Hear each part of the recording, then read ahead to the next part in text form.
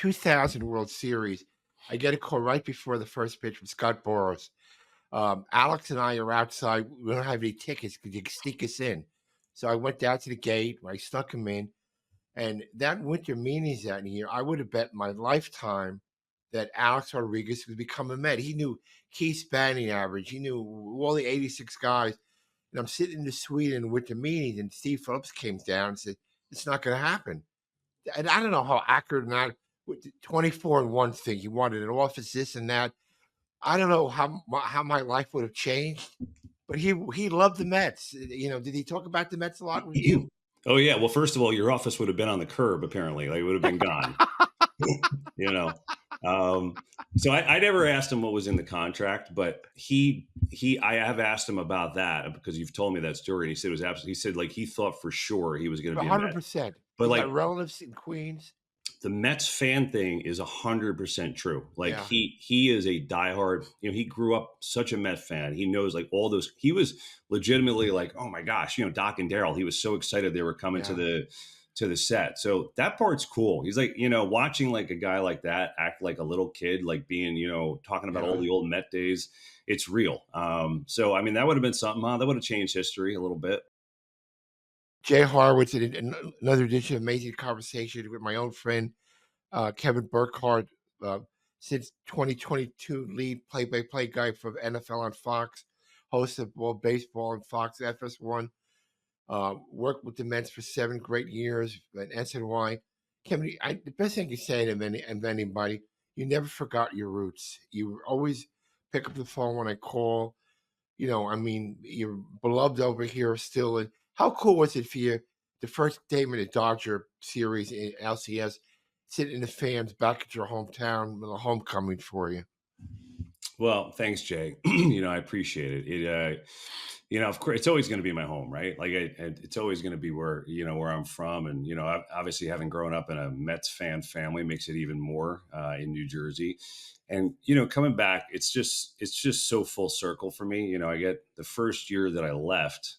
2014 was my last year with the Mets, and then 2015, obviously they're in the series, and I get to come back and be there for Fox for that. And that was pretty darn surreal. And then even this year, it's just so cool. So many years down the road, because it's the fans, which I was always fortunate to have such a great relationship with and still do. And seeing so many of the familiar faces. And then it's just, seeing people like you and seeing the security people that have been there for 45 years and working the same post. And like, I love that. So yeah, it was great. I mean, I loved every second of it. I was really looking forward to being back. It was just, it's cool. It'll never get old for me. Yeah, Kim, we had Dwight and Daryl on with you guys with Jeter, Ortiz, and A-Rod, and you said that went pretty well. I couldn't really hear a lot of it because I was there. That went pretty well with byplay with the guys. Oh man, it was so great to see them, and we talk because we do these shows for Fox. You're trying to have a little national flavor, maybe get some stars on from the city or from the team, and they were perfect. And obviously the connections with the guys on our set, right? Teammates with Derek, and that was cool. But I just love it. For me, as a kid who grew up with their posters on my wall, and then to have them come up and be like, what's up, Kev? And it was cool, Jay. It was great just to see them, and I thought they both looked good. But the cool thing was Doc actually said, "Hey, I'll never forget that time we sat behind home plate and watched the game together." Yeah, I remember those days. Yeah, we did that show. Doc and I, we sat behind home plate and we watched the Matt Harvey start and just talked baseball. And for me, it was one of the coolest experiences I ever had. So the fact that he actually remembered that and still enjoyed it, it was a pretty neat moment. Did I ever tell you my A-Rod story? In 2000 World Series, I get a call right before the first pitch from Scott Boras. Alex and I are outside. We don't have any tickets because you can sneak us in. So I went down to the gate. I snuck him in. And that winter meetings that year, I would have bet my lifetime that Alex Rodriguez would become a Met. He knew Keith's batting average. He knew all the 86 guys. And I'm sitting in the suite in winter meetings, and Steve Phillips came down and said, "It's not going to happen." And I don't know how accurate or not. With the 24 and 1 thing, he wanted an office, this and that. I don't know how my life would have changed, but he loved the Mets. Did he talk about the Mets a lot with you? Oh yeah. Well, first of all, your office would have been on the curb. Apparently, like it would have been gone. So I never asked him what was in the contract, but I have asked him about that because you've told me that story. And he said it was absolutely. He said like he thought for sure he was going to be a Met, 100%. but He's got like relatives in Queens. the Mets fan thing is 100% true. Like Yeah. he is a diehard. You know, he grew up such a Met fan. He knows like all those. He was legitimately like, oh my gosh, you know, Doc and Daryl. He was so excited they were coming Yeah. to the set. So that part's cool. He's like, you know, watching like a guy like that act like a little kid, like being, you know, talking about all Yeah. the old Met days. It's real. So I mean, that would have been something. That would have changed history a little bit. Yeah, I until I was so excited that day when Steve went up and came back, he said, "Jay, ain't gonna happen. No way." I don't know whether Your office was the deciding. Once he asked but for your I office, like, didn't what? want to give my office. Don't Met fans don't be mad at me. I didn't want to give my office up. Can we ask you how is it going back and forth with football and baseball with all your calls? You know, hosting the baseball stuff with the World Series, going back to do your football assignments with Tom Brady. How difficult is that to balance out the two things all at once? Yeah, you know what? It's just it's really just finding the time to do the prep, Jay. You know, it's I mean, look, I have the greatest job in the world. I'm so lucky and fortunate, but it's just finding enough time in the day to do the proper prep. So you're like, I can't, you know, I have. It's like to me, it's like taking a test, right? Like if you go back to middle school or whatever, or if you're taking a midterm exam, if you study for the test, you go in, you feel pretty good about it. So if I study for the test, I feel like I can do anything, you know, and do, you know, television and be good at it. But if you don't, like to the degree, the standard that I like to, then it's a little harder. So it's just about finding the time, you know, during like October when I'm doing both and bouncing back and forth. But I love it. I mean, you know, for me to be able to do, you know, okay, a World Series game Saturday night, and then I'm going to fly and go do an NFL game Sunday, and then go back and do the World Series the next day. I mean, how lucky am I, right? Like, it's figure out a time to sleep at another point. I mean, I got sick right after it. Sleep is overrated, right, Karen? Well, when's the last time you slept, Jay? I Well, mean, come I on. go 3.5 hours is good for me. Oh, I have a cat and a dog, and they wake me up during the night, so I don't get much sleep. But I mean, can I ask you, Mets, was it hard? Did you kind of root on the side for the Mets during our run this year when you had a spare moment? I know you can't really go on the air, but I mean, we had a great year, a lot of great stories with the OMG and the comebacks and Lindor, and you know, I didn't really work with the manager that much, but he was so nice to our alumni guys. Just a decent guy. How was your byplay with Carlos Mendoza during the year? yeah, you know, I didn't have much with him during the year, to be completely honest. But I heard so many good things. And yeah, Yeah, like, listen, I still watch all the time. I still keep in touch with the TV guys, talk to them all the time. So I know what's going on with the team. And of course, like deep down, I'm still a Met fan. I'm not, you know, I can't root for him in the middle of the NLCS when I'm hosting the shows. that would be good. You I, get a call here. that would be tough. That would, Yeah, but like, listen, you know me, Jay. Like deep down, of course, like it's you know, it's so cool to see it all happen.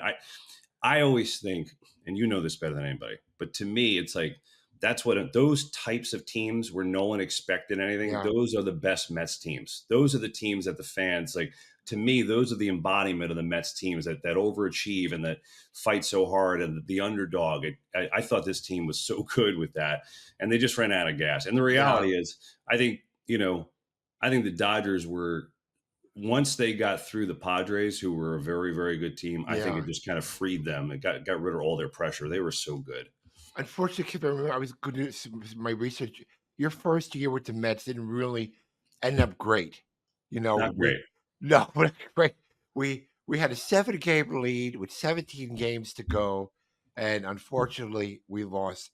I'll never forget. I hope Tom Glaber's not listening to this thing.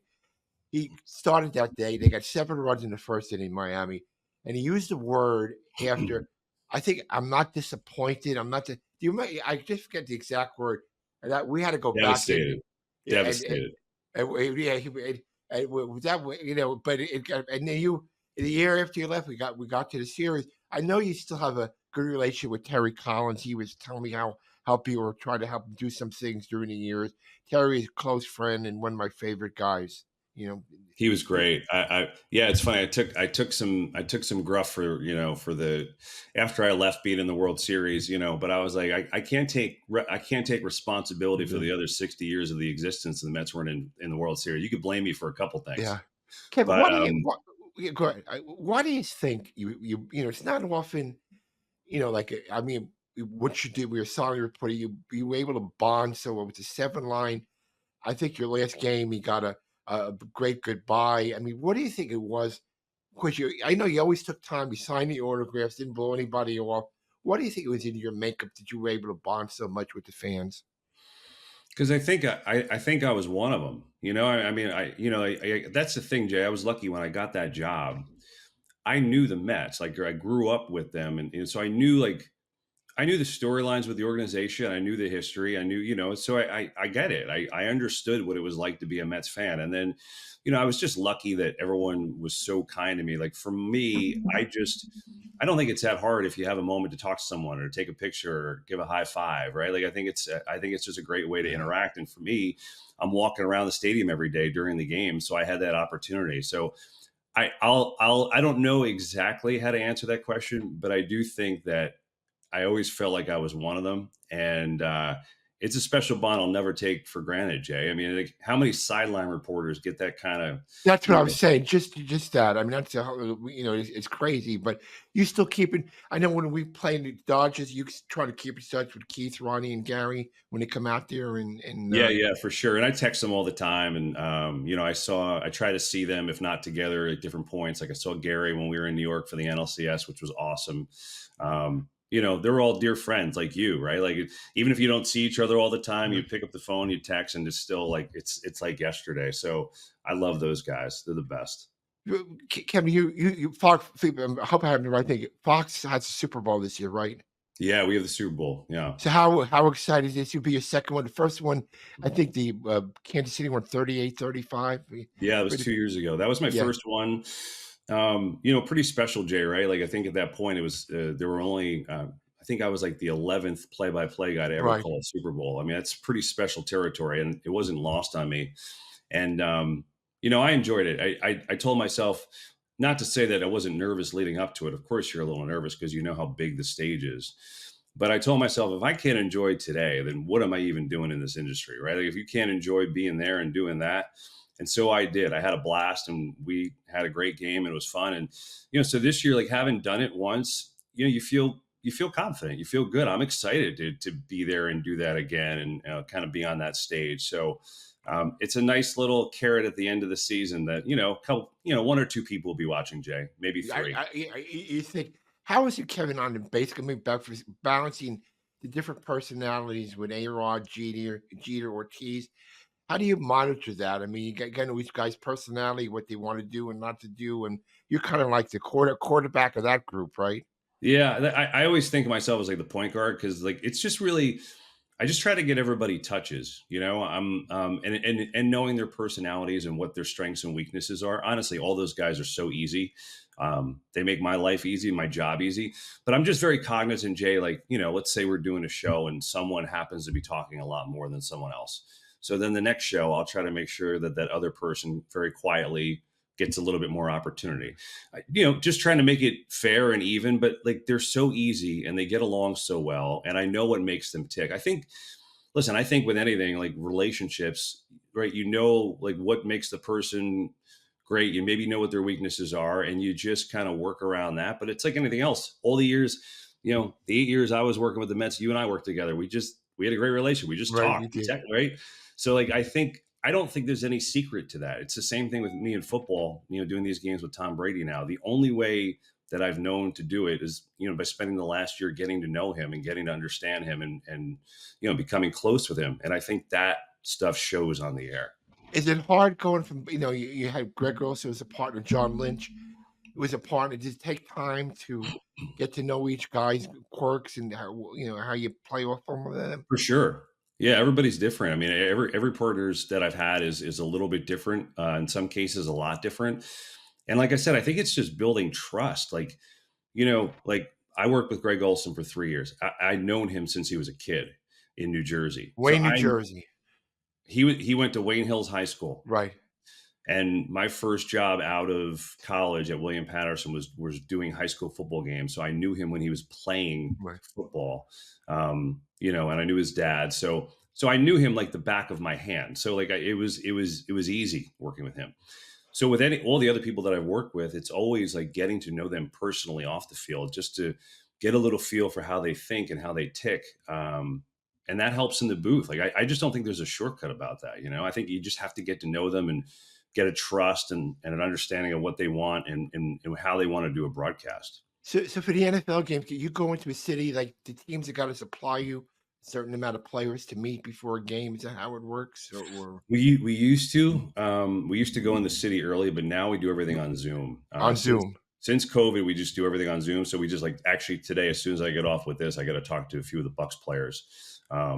So which honestly is great. So we just we do it from our home and you get the same information really. So it saves us a couple of days on traveling on a plane. Yeah, I went to Fairleigh Dickinson. You went to William Patterson. Yeah. Remember the first time we met? I said to you, "Do you know who Jeff Albies is?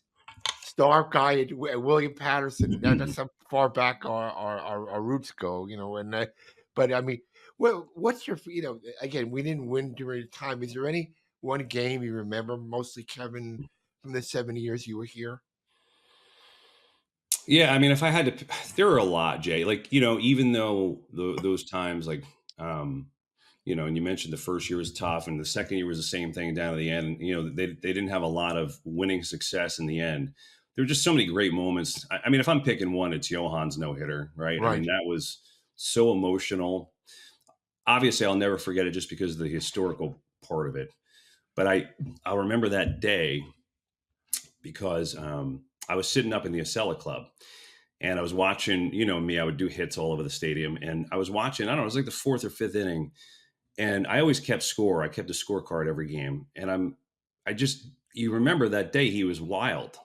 And I looked down after the fifth inning and I score the inning and I'm like, he hasn't allowed a hit yet. I didn't even realize it. It just didn't feel like a no hitter, like the way he was pitching. So, I said, all right, let me go down to the dugout. Let me see what's going on there. And I just remember the whole, obviously, the emotional aspects of it and Terry and Dan just grappling with what to do. And Johan basically just taking the ball and was like, I'm not giving it to you. Like he wanted it so bad. And then being on the field and the emotions of everybody, like when it happened, it was just an awesome human moment, like to achieve what he did there. It was really It, cool. it almost killed Terry because I think it was 135, I 136 know. pitches, and But Kevin, you had Degrom's first year, right? I mean, it's in Yeah. 14, Yeah. it's 14, and I still correspond. I wish him the best, and his starts were still, start to see. But I mean, we yeah, had we had we had in my time, Jay, my time, like it's 8 years, you've been there for 50, but in my time, like DeGrom starts, obviously Harvey when he came on the right, scene was incredible. We had Jose Reyes winning a batting title.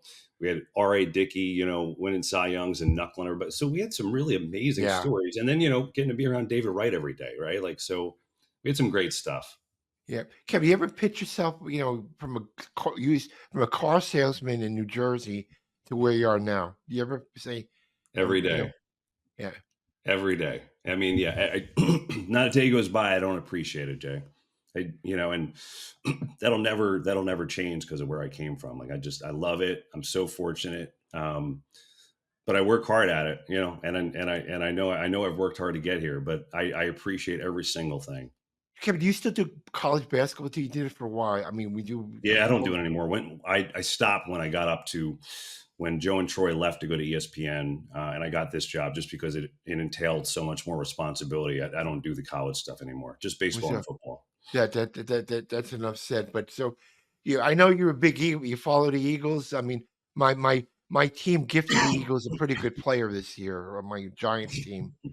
Now, Saquon's doing all right, Jay. Like yeah, I know. that's gotta hurt, right? That's gotta hurt to see him go there and do that, I right? still go. I've had season tickets for the Giants since 1958. I go back to Alan the Horse Amici running to my seats in Yankee Stadium, and I feel bad. I feel bad for Daniel Jones. I mean, he's not playing awful. He just hopefully he can turn around. Yeah, he ran for like almost 190 yards against us the other time. But Kevin, you're a dear friend. You always pick the phone up when you call me. Let's stay in touch and tell you that all the Mets people here are so thrilled for your success, and we give you a cheer every time we see you on TV. Jay, you know I love you, and great to be with you. And let's do it again soon, okay, pal? Okay, be well, be safe, and hope to see you soon, Kevin, huh? You too, man. Stay well. Thanks, Kevin. Thanks for your time, huh?